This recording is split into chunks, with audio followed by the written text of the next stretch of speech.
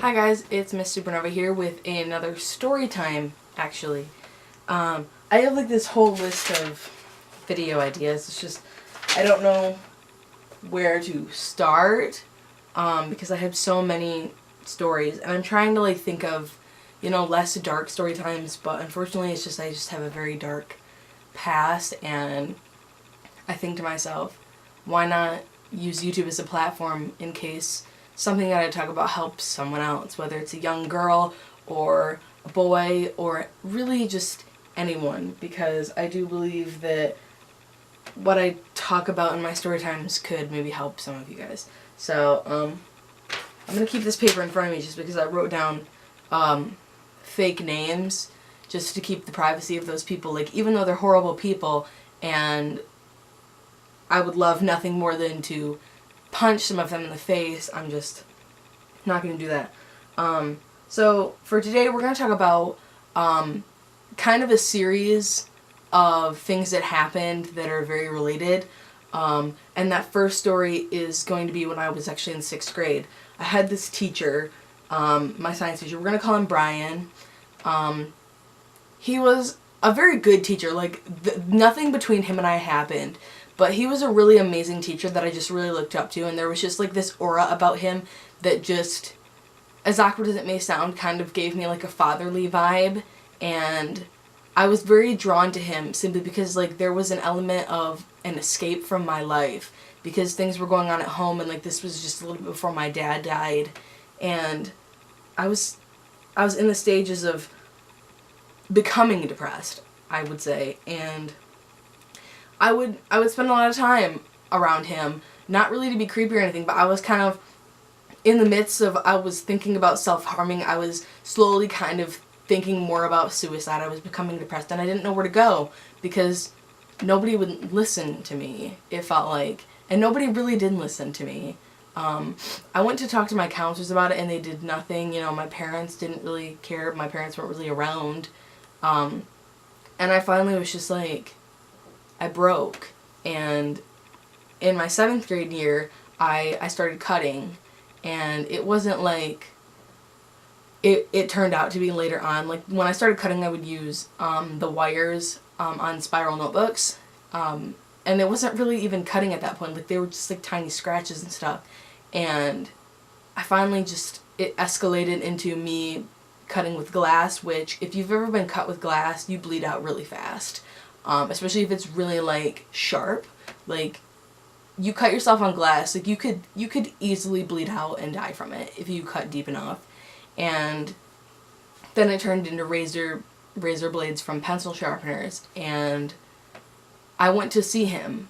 I would see him a lot after school because it's just like I don't know what to do, like I'm in a spot where I'm not safe, like I'm just not feeling safe, and we sat down one of the days with my aunt and had a conversation and everything, and I remember him telling me not to give up on writing, basically because that would hurt me so much more, that would like kind of get rid of that element of sanity. It would ruin my life, and it would, I mean, he didn't say it specifically, but I do believe that he was hinting at like this could be what saves your life, like if you stop doing this you might end up in a coffin, and it was basically like, I don't want that, I want you to get better, I want you to get help. And he would spend a lot of days after school with me, and he would hug me and stuff, because it wasn't like a weird thing, like it wasn't like we were sleeping together or anything, it was nothing like that, but there was almost that element of like, I didn't really recognize that like this man was not my father, like he was just a teacher that I'd happened to have my 6th grade year, and then turned to him my 7th grade year just before I moved to my new school, and people started bullying me. More so in 6th grade, but it got a lot worse in 7th grade. It was never anything sexual. He never took advantage of me, and I never slept with him. Like, nothing ever happened. Like, there was nothing that happened between us except really emotional conversations to keep me from killing myself. And the same girl who decided to start bullying me is actually the same fucking girl that won that contest that I was telling you guys about in one of my stories, like in my read through and stuff. That girl, I think that we'll just call her Heidi. Heidi was the one that won that contest in 4th grade. And her and I were friends in elementary school. And then something happened, and in 6th grade, she just became a horrible fucking person. And, you know, if she's watching this video, like, I'm sorry to, like, bring this up. Like, you know who you are, and you're gonna know who you are when I say what you said, because she accused me of sleeping with him. Like, she came right up to my face with a group of her friends and asked me if I was sleeping with Brian, and asked me if I was pregnant with his kid, if I was gonna, like, make him divorce his wife and marry him. And, like, that shut my whole world down, because it's just like, I'm going to him so that I don't cut, so that I don't hurt myself, so that I don't end up in a coffin. Like, I'm not sleeping with him. And it wasn't just Heidi and her group of friends. Like, it was other people. And it got really bad in 7th grade, especially after the stuff with, I don't really want to talk about my sexual abuse, but I know that I'm going to have to. We're going to refer to this person as Oliver simply because Oliver is based off of him, if you read Regen 2. But things got worse when Oliver happened, and the bullying it became so outrageously horrible, and it didn't stop. Like, I thought after I moved, me being accused of being with a teacher and that abuse would stop, and it didn't. When I was a sophomore in high school, I decided to play soccer.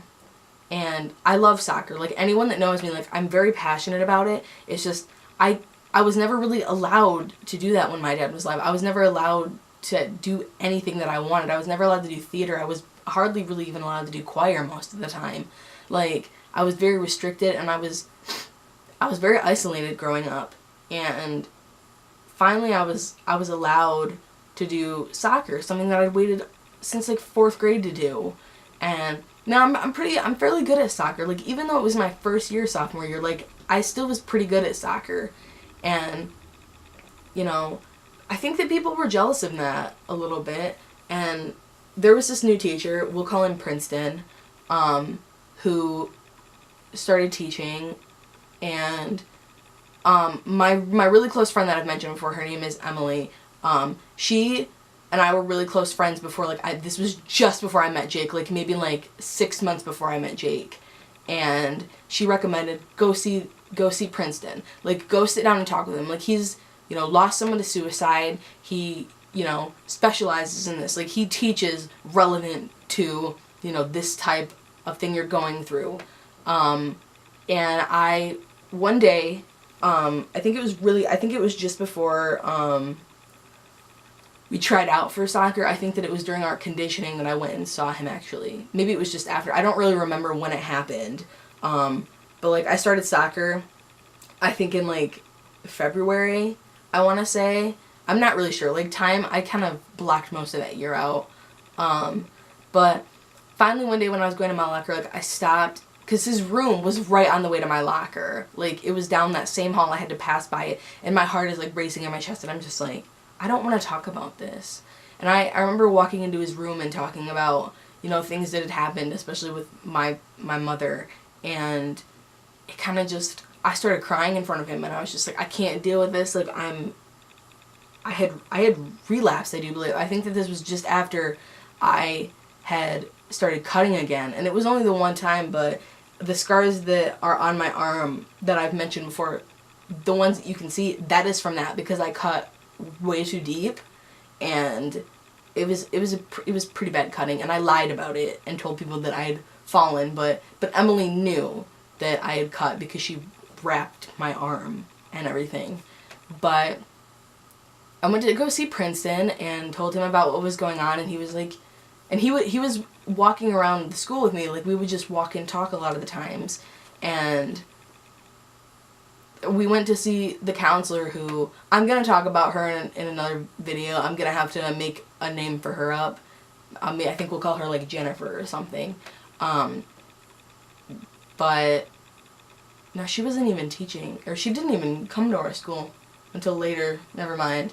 But we did go and see the counselor, and it wasn't taken really that seriously, which is kind of why I'm very quiet about things. And it kind of became kind of a frequent thing that I would go in and see him like once a week and just, I would talk because I was so upset all of the time, and like I was battling with my nightmares even then. They were kind of at their peak during that year, excuse me.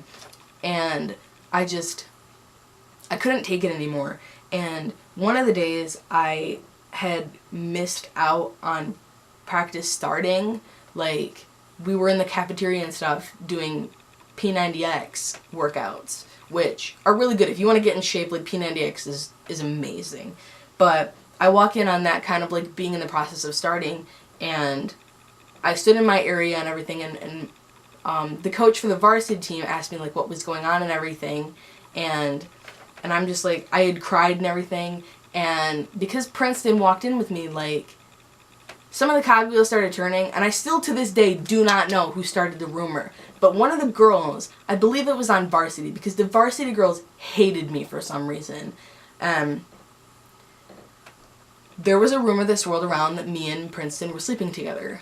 And when I found out about it, like I had no idea how to react, because it's just like, fuck, I came from this in my old school. Like, I'm trying not to kill myself, and you think that sex is what is coming to my mind at this time? I could fucking care less about sex at this point in time. I'm trying not to kill myself, and that's what you're fucking focused on?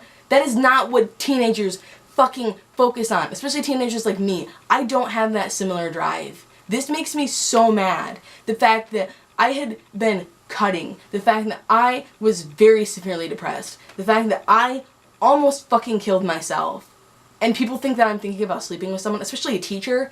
No. I do have a very strong connection with this teacher, and him and I grew a very strong connection, especially my senior year, because there was a lot of shit that happened, and the fact that people...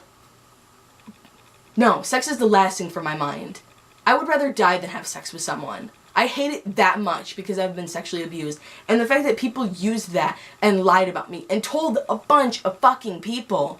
He could have been fired for something that didn't even happen. Because teachers do not get, that does not get taken very lightly by principals and superintendents and stuff. A teacher will get fired right on the spot, and I would have been expelled right on the spot if someone had found out about that. And I'm still to this day so fucking angry about both of them happening, because both of those men are still very important to me, and the fact that they're one of the reasons that I'm not dead, and one of the reasons that I have really not cut that much is because of them. Like, I owe them so much. And the fact that people think that lowly of me, that they think just because I'm walking around with a teacher, having deep conversations and crying. I was what, 14? Almost 15, I think. I might have been 15 when this happened. But I'm a 15-year-old girl. I'm not thinking about getting on my knees and sucking his dick. Like, that's not what was going on. I was trying not to end up in a coffin. And fuck you to the people that made that rumor. If I could see you face to face, I'd fucking punch you in the face. Because you almost ruined 2 innocent people's lives with that. And the fucking girl Heidi, if I ever see you again, I will punch you in the face. Because you almost ruined a teacher's life, and you ruined mine. You influenced why I was bullied almost nearly to death. You almost helped put me in a coffin. So fuck you, you stupid bitch. Like, this makes me so mad. Like, I have no words for how fucking angry this story makes me. And to any girl out there, because I know that this happens to some of you girls, and I am so sorry. I am so sorry that people do that. I am so sorry that people assume because you're with a teacher of the opposite sex that you're fucking. I'm so sorry. And I'm so sorry for my language. Like, to the people that... Because there are a lot of people that know about this story. I made it very vocal because I was very angry about it. And you know what? I think I might know who the girl is that started this rumor. Because she's the same girl that kicked a soccer ball dead ass into my spine and into the back of my head and almost paralyzed me. When I went to the doctor about what happened and stuff, my doctor told me, you're lucky to be alive because of where that ball hit you. She did it on purpose because she hit me twice. And it was really hard. Like, and even my coach was just like, what the fuck is your problem? Soccer just, I loved soccer so much. Like, soccer I thought was going to be my escape from my depression and to keep me from cutting and stuff. And it just made things worse. And there was a whole situation where my mother came in and was like, she can't be on this team, and my coach point looked at her and goes, her cutting has nothing to do with her skill. She's a good soccer player. She works really hard, and she does really well at her games. Like, she's genuinely good at this.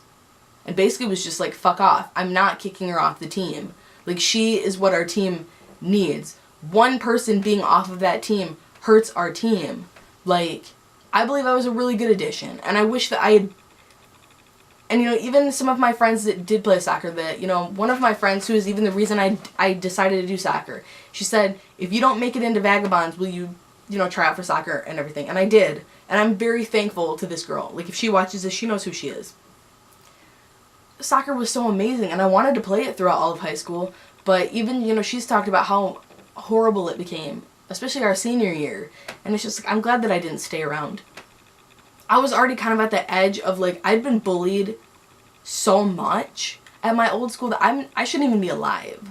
Like, and the fact that I come to this new school where I have, you know, fairly decent friends, you know, where I'm finally starting to kind of get okay with myself and my past, and here this shit comes flying in my face, and it makes me so angry, because I never did anything. I was trying to keep myself safe. And you know what? I should have went and saw a therapist. But you know what? When my good friend, you know, recommended, hey, go see Princeton, like, I was desperate. I wasn't desperate for the dick in me. Like, it was nothing like that. I wanted to stop cutting. I wanted to stop relapsing into that dark hole of depression. And the fact that I came from a school where I literally got asked if I was gonna have his kid. Like, I'm so sorry to those people. Like, and I'm so sorry to the people that go through this, because it's horrible. And if you deal with this, like, I am so sorry. Like, I wish that I could tell you what to do in this situation, but I'm kind of useless, because every time I've told people about what has happened to me, nobody fucking listens. And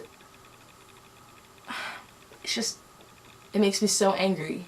And I'm sorry for shouting. I'm sorry for, like, getting riled up, and I'm sorry for some of the things that I said. It's very much not like me to say those words. They make me very angry. But this is just one of those, like, stories that happened to me that just, I can't be calm when I talk about it, because people ruined my life with that, and took a lot from me talking about what happened, and nothing did happen. I was never with those teachers. I was trying to keep myself safe, and they were trying to keep me safe.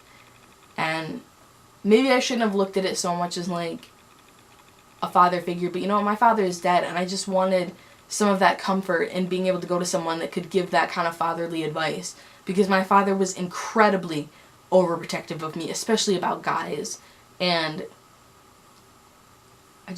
I am sorry to the girls to have to go through this. I don't even have words for how horrible it is, and it makes me so angry that I'm not the only person that has to deal with this, because it's a thing. This happens to people a lot, and the fact that at my old school that almost cost me my life. Like, Heidi, if you're watching this, like, fuck you.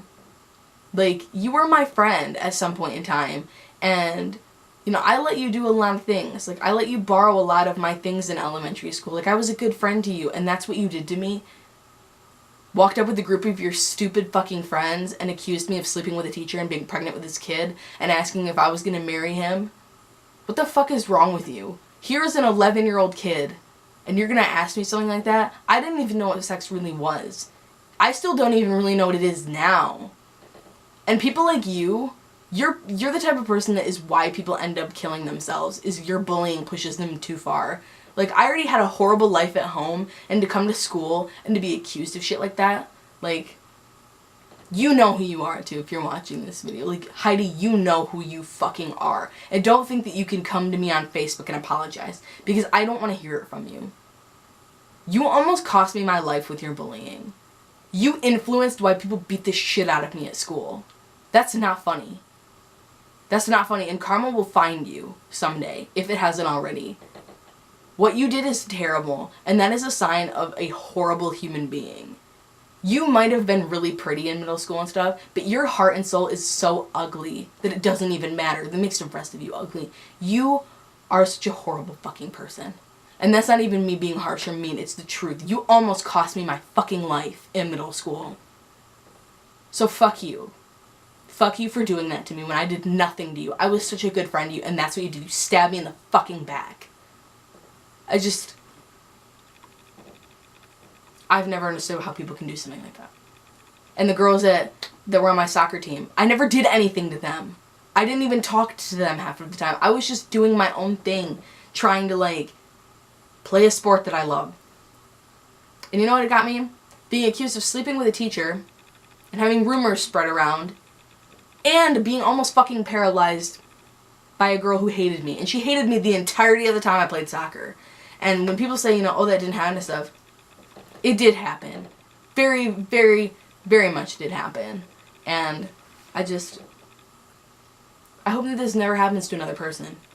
And if the people who did hurt me are watching this, like, all I can say is karma is coming for you. Because what you did is absolutely horrible. Like, what you did wasn't even, like, you know, looking at me and being like, she's no talent. Like, she's not good at soccer. She shouldn't be here. Like, she's fucking ugly.